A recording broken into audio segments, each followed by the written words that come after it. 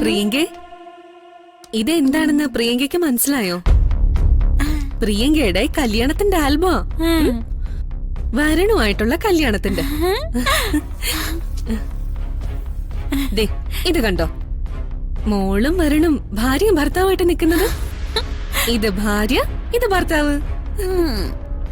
അതെ, ശരിക്കും കല്യാണം കഴിച്ചതേ മോളും വരുണുവാ.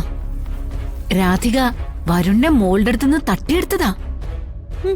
എന്തിന്? അവൾക്കേ വരുണിന്റെ കൂടെ സുഖമായിട്ട് ജീവിക്കാൻ, കണിമംഗലത്തെ സമ്പത്തൊക്കെ അനുഭവിക്കാൻ. നോക്ക് പ്രിയങ്കേ, ഈ കാണുന്ന വീടും സ്വത്തും എല്ലാം പ്രിയങ്കയുടേതാ.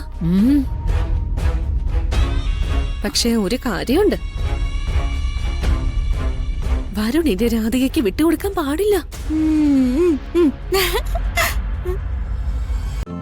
ഇന്ന് തന്നെ ഡൗൺലോഡ് ചെയ്യൂ. കാണൂ നിങ്ങളുടെ ഫേവറേറ്റ് ഷോസ്.